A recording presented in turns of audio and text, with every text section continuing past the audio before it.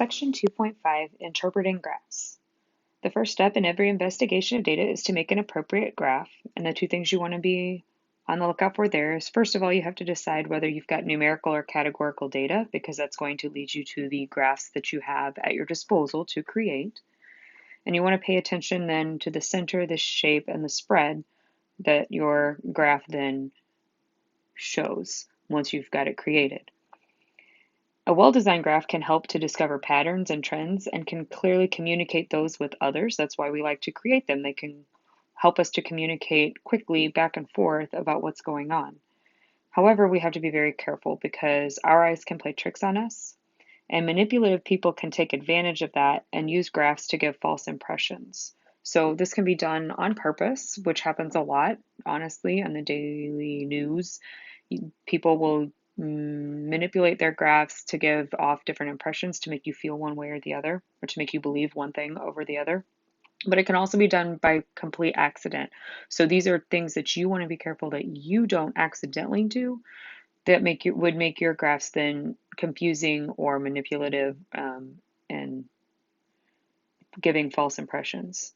So what we want to do is we want to look at these different graphs and we're going to talk about what's misleading about them as they are and what we could do to fix them. The first one, the percent of people who agreed with the court. So we've got the court, it looks like split up by political parties. And then up the side, we've got the percent. So it looks like 62% of Democrats agreed with whatever this court decision was.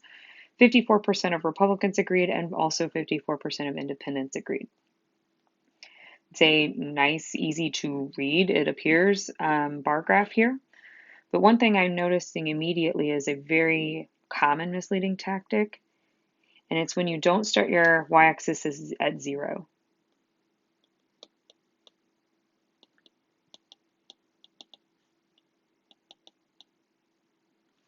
If they had actually started counting at 0 and counted all the way up, we're missing 50 numbers here that aren't represented.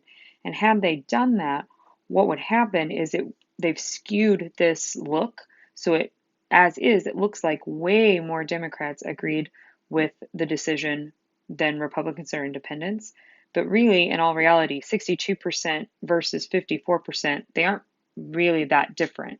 So they've done this in order to make a false impression that tons more Democrats agreed with this than the other parties. So what you would want to do to remedy this is start counting at 0.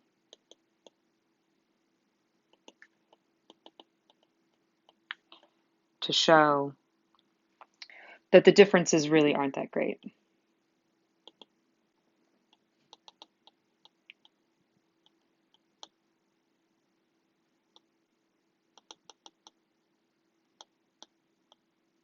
So that's something to always be looking out for. Look at where they start their y-axis. If they're starting anywhere other than 0, they're probably trying to give you a different impression of what's being shown.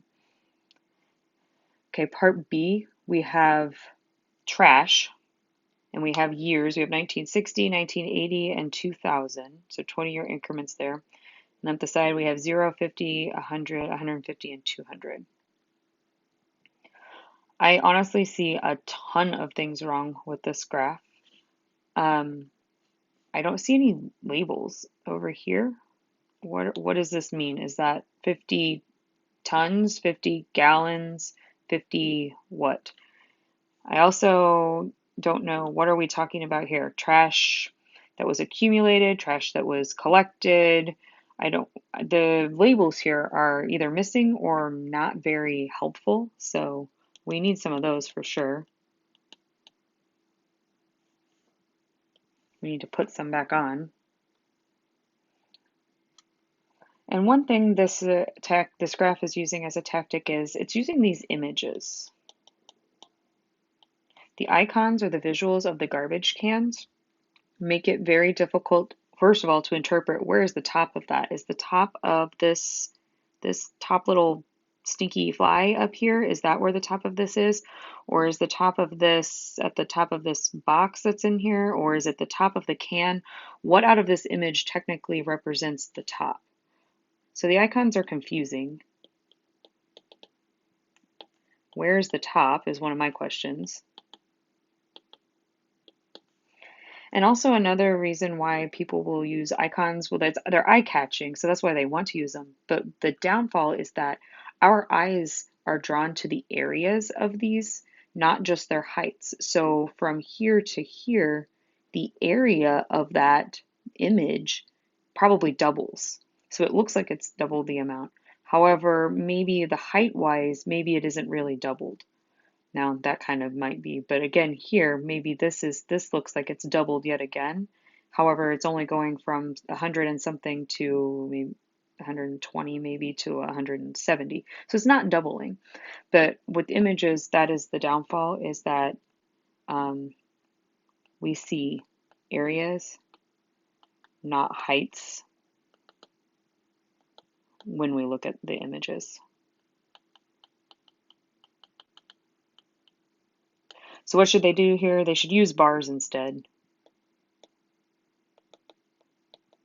I know it's not as pretty to look at, but it's more helpful in relaying accurate information. Okay, now we've got bird species in a zoo. So we have our 4 different bird species, and then we have the number of birds that are in the zoo. At first glance, this actually looks really nice. They started counting at 0, so that's good. They are using bars, so easy to read. But upon further investigation, if you're really, really looking closely at this, they've messed up their counting over here on the axis. They're not counting, they're counting inconsistently. They're counting by 6 and then 4 and then 6 and then 4. So what we've got going on here is inconsistent scaling.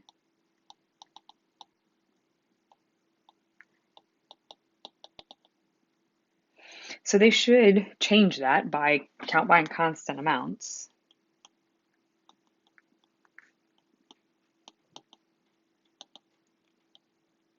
So that you can see the true difference in the heights of the bars.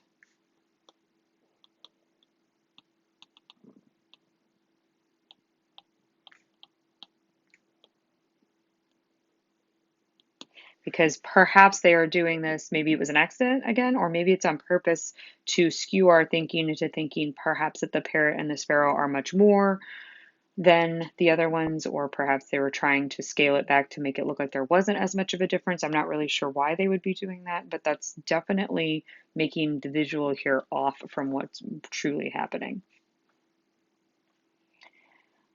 Okay, so we've got another bar graph here. We've got our categories of apple, oranges, and bananas, and we've got numbers up the side.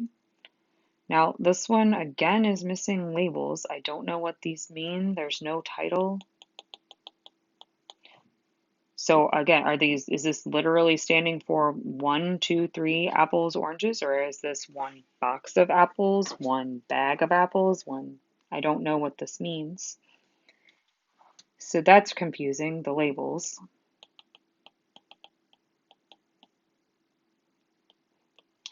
And another tactic that they're using here is they're using this 3D look,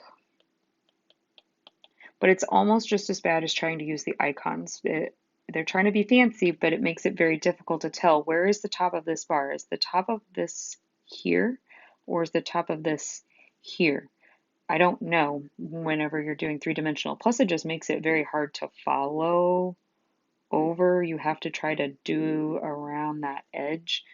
So the 3D look makes it hard to tell where the top of the bar is again.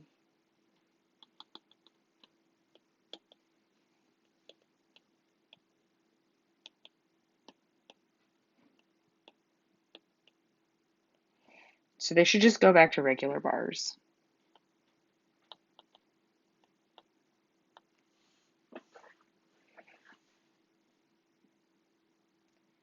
Okay.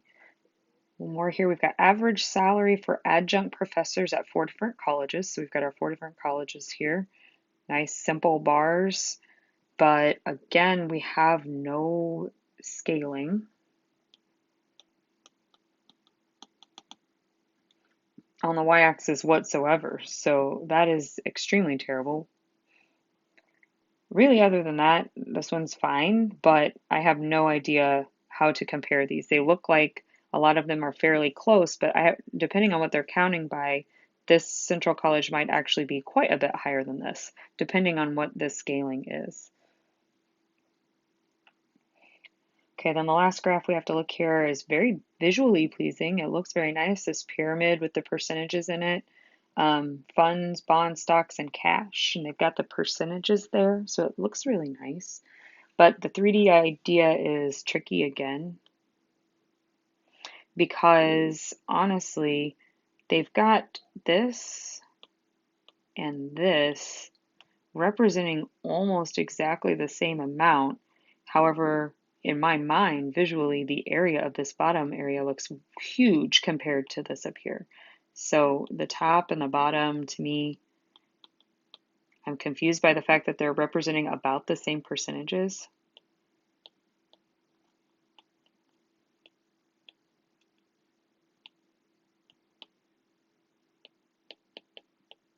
That doesn't make a lot of sense. So maybe here I would think a pie chart might be better.